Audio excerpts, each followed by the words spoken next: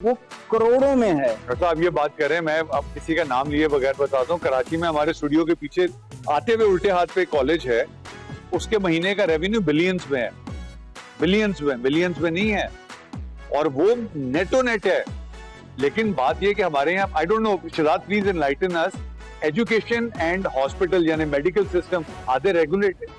Is there a check or balance on this? Sir, आपको शायद ताज्जुब हो ये जानकर के पाकिस्तान दुनिया में एक रेयर मुल्क है जहां एजुकेशन के इतना हद तक प्राइवेटाइज है। मोस्ट कंट्रीज में एजुकेशन जो है वो गवर्नमेंट ही चलाती है, क्योंकि हमने गवर्नमेंट और पॉलिटिशियंस को सालों साल इतना मलाइन किया है, हमें लगता है प्राइवेट सेक्टर बेहतर चला सकता है, जबकि एजुकेशन रिस्पॉन्सिबिलिटी होनी ही गवर्नमेंट सेक्टर की चाहिए। वो कहते हैं ना, इल्म एक दौलत है। अब ये दौलत तो वाकई जो है हमारे जो है यहाँ के स्कूल वाले हैं ना, जो प्राइवेट स्कूल वाले हैं, उन्होंने साबित किया है कि इल्म एक दौलत है। अच्छा, लेकिन इस पे फिर डॉक्टर साहब हम एक और सवाल है, हम बच्चों को स्कूल डाल के अब हम भी तो एज पेरेंट्स भूल जाते हैं ना कि वो ठीक है, स्कूल है, अच्छा स्कूल है, नाम अच्छा है, पढ़ा रहे होंगे, नाम टीचर्स की क्वालिटी का हमें पता है, ना हमें सिलेबस का पता है, ना हमें कैरिकुलम का पता है, ना हमें डिफरेंस बिटवीन प्राइवेट और सरकारी स्कूल का। क्या करें एज अ पेरेंट, बताएं, मतलब जिन लोगों के बच्चे नहीं है, शादियां नहीं हुई है, when they have kids growing up, क्या देखें क्या वो स्कूल? कि हम जब कोई भी स्कूल जो होता है उसमें जब बच्चा दाखिल कराने लगते हैं तो रिफ्लेक्शन इज टीचर्स, तो उसमें होता है कि टीचर्स का तो इतना नहीं पता होता है, रिजल्ट देखते हैं ओके, कि उसका क्या रिजल्ट आ रहा है। अब वो जो रिजल्ट होता है वो रिफ्लेक्शन होता है उसके, वो रिफ्लेक्शन उन स्टूडेंट की मेहनत की होता है जिनका रिजल्ट अच्छा हो। बिल्कुल ठीक है, लेकिन उसमें टीचर्स का कोई ना कोई फाउंडेशन बनाने में असल कंट्रीब्यूशन। में जो होता है, अच्छा स्टूडेंट जो होता है ना, तीन टाइप के स्टूडेंट होते हैं, एक अच्छा होता है, मीडियोकर होता है, एक बुरा स्टूडेंट होता है। अच्छा स्टूडेंट जो होता है वो किसी भी स्कूल में जाएगा वो अच्छा ही रहेगा। ओके, मीडियोकर जो होता है, दरमियान वाला, उसको फायदा होता है। वो अगर अच्छे स्कूल में जाएगा तो वहाँ ज्यादा कंपटीशन वाले बच्चे होंगे तो वो उस ऊपर बेहतर हो जाएगा, और अगर बुरे स्कूल में जाएगा तो वो समझेगा कि मैं तो इसमें टॉप पे हूँ, तो वो मेहनत कम करना। तो मेरे आखिर में मेरे भी गल आगे रुक गई। तो नीचे वाला जो बच्चा होता है उसको खुद तवज्जो देनी पड़ती है, उस पे स्कूल जितना मर्जी अच्छा स्कूल कर लें। तो साबित ये हुआ कि जो शहजाद भाई जो बच्चा नीचे है, मेहनत उसको खुद ही करनी पड़ेगी। डॉक्टर साहब, आज वो क्या है खाके में क्या है? खाका है जो बाइडेन। वाह वाह वाह, ख्याल कीजिएगा आपके वहां पहुंचने तक जो बाइडेन खैरियत से। जो बाइडेन अमेरिका का कायम अली शाह है। वो हर किसी को दलील से कायल करता है, वो तो कैबिनेट मीटिंग में डेस्क, माइक और पानी की बोतलों तक को दलील से कायल करता है। जो बाइडेन के दौरे सदारत में अगर किसी में प्रोग्रेस हुई है तो वो डिमेंशिया है। वाह। कोलंबस ने जब अमेरिका दरियाफ्त किया तो उसे वहां जो पहला शख्स मिला वो जो बाइडेन था। जिसने बताया था कि तुमने कौन सा मुल्क दरियाफ्त किया है, वरना कोलंबस तो समझ रहा था उसने इंडिया दरियाफ्त किया। तो कोलंबस ने अमेरिका दरियाफ्त किया, मगर कोलंबस को जिसने दरियाफ्त किया वो जो बाइडेन था। दूसरे मुल्कों के सरबराहों को दुनिया की अहम शख्सियतों से मिलाते वक्त बताया जाता है कि दूसरा कौन कौन है। जो बाइडेन को ये बताया जाता है कि आप कौन है। जो बाइडेन चाइना के साथ सख्त रवैया नहीं रखता, बल्कि जो रवैया रखता है उसे सख्त रवैया कहता है। वाह वाह। उसने चीनी जासूसी गुब्बारा देखकर हुक्म दिया उस पर F-16 से हमला कर दो। फिर सोचकर कहने लगा एक गुब्बारा है तो 16 ज्यादा हो जाएगा, बस F-1 से हमला कर। रूस और जो बाइडेन में ये बात कॉमन है कि दोनों किसी भी वक्त अपनी हद से निकल सकते। वाह। पुतिन बाइडेन से मिला तो बाइडेन खुश हो गया कि पुतिन ने सिर्फ एक पीस मांगा है। शाम को जब बाइडेन स्टाफ ने बताया तो बाइडेन परेशान हो गया। उसे पता चला पुतिन चाहता है अमेरिका उसके लिए एक पीस अरेंज करे, एक यूक्रेन का, एक फिनलैंड का और एक क्राइमिया का। पहले जो बाइडेन बिला वजह हिकलाता था, कई बरस उसका इलाज करवाया गया।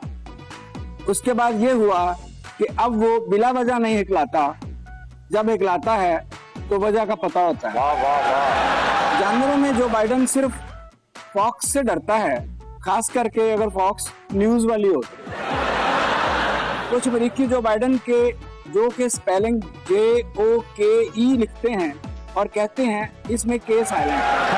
जो बाइडेन को कोविड में मास्क पहनने पर यह इतराज था कि मैंने मास्क पहना होगा तो मुझे कैसे पता चलेगा मैं कौन हूँ? वाह वाह। अमेरिका में अगर कोई उल्ट पुल्ट बातें कर रहा हो तो अमेरिकी समझते हैं ये ट्रम्प है या कोई ड्रंक है, और अगर दोनों नहीं है तो जो बाइडन पक्का है।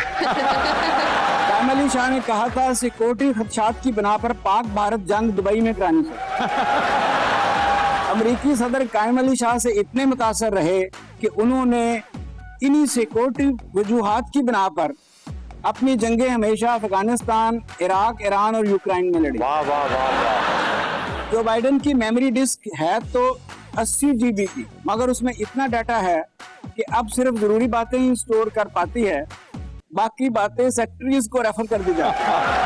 बल्कि कुछ के ख्याल में मेमोरी बॉक्स फुल है। बाइडन की वजह से उसके स्टाफ को डबल काम करना पड़ता है, क्योंकि मीटिंग के बाद जब जाने लगते हैं तो बाइडन भूल जाता है कि इजलास खत्म हुआ है, वो फिर से शुरू कर देते हैं। ऑफिशियल पोर्ट्रेट में जो बाइडन इतना हंस रहा है कि किसी ने पूछा इतना खुश होने की वजह, तो बोला खुश नहीं हो रहा, बस हंस रहा है। अमेरिकी अपने बूढ़ों का एहतराम नहीं करते। हम तो 60-62 साल बाद उन्हें काम नहीं करने देते। अमेरिका में 80-80 साल के लोगों को भी अपने गुजारे के लिए जॉब ढूंढना पड़ती है। वाह वाह। जो बाइडन को देख लें, उसने अगले 4 साल के लिए नौकरी ढूंढना शुरू भी कर दी है। जो बाइडन और ट्रंप के दरमियान अगर मुकाबला हुआ तो कौन जीतेगा? मुझे लगता है देखने वाले। एक सर्वे के मुताबिक अगले इलेक्शन में जो बाइडन और ट्रंप को कितने कितने वोट मिलेंगे, 5% ने कहा हम ट्रंप को वोट देंगे, 5% ने कहा हम बाइडन को, और बाकी 90% ने कहा नॉट अगेन। ब्रेक कहीं ना जाएगा, will be right. Welcome back after the break, welcome to बस्कर। एंड डॉक्टर साहब, अभी एक हार्ड टॉक मैं देख रहा था, they were talking to the Secretary General of the African whatever associate, और उसको उन्होंने कहा कि पुतिन ने जब आएगा और नवंबर में probably he's scheduled to be there, तुम उसको गिरफ्तार करोगे, it's a treat to watch। मैं भी डिटेल नहीं बताऊंगा वरना आप उसको मिस कर। उसने सिर्फ ये बोला कि भैया क्यों करें, वॉर क्राइम्स में ही इज नॉमिनेटेड, तो उसने कहा भैया वॉर क्राइम जो तुमने इराक में किए हुए हैं, तुमने आज तक किसको गिरफ्तार किया? लेकिन अब चूंकि मेहमान को बुलाने का टाइम हो गया, डॉक्टर साहब एक खाका आपने लिखना है जुनैद भाई पे, तो आपने कहा मरहूम है, भाई हैं बड़े, और आप तंज के ऊपर मोहब्बत गालिब आ, तो हम आपको एक और नाम भी देंगे, मोनिका लेविंस्की। नहीं, मैं उन पर लिखना नहीं चाहता। बना ले, ड्रॉ कर ले। मैं अदब लिखता हूँ। तो वो तो कभी हद अदब भी लिख दीजिए। अच्छा जी, गैस करने की जरूरत ही नहीं है, वो इतना बड़ा नाम है कि उनको क्या गैस करें। वो एक स्टार हैं जो आसमान पे क्या सितारा चमकते हैं, ठीक है। आज वो जमीन पर आए हैं बड़ी फरमाइश पे, और वो गाना था ना काला चोला पा साड़ी फरमाइश थे, उन्होंने तो नहीं पहना, तू पहन कर आ गई है। ब्लैक होल, गैस करो कौन है? तुमने इतना काम किया था उनके साथ, डर क्यों रही हो? मैं बहुत रिस्पेक्ट करती हूँ उनकी, तो मैं जब भी उनका नाम लेती हूँ तो मैं इसी तरह ही मैं जरा लड़खड़ा रही होती है मेरी जुबान। डॉक्टर साहब, आप हमेशा खुश होते हैं शोबिज़ की अशरफुल मखलूकात में से। वाह वाह वाह। उनके साथ जब कोई सीन कर रहे होते हैं ना, तो इसी तरह अटेंटिव रहना पड़ता है, और आपको लाइंस याद रहनी चाहिए, क्योंकि वैसे ही आपको उनसे बहुत सीखने को मिलता है माशाल्लाह।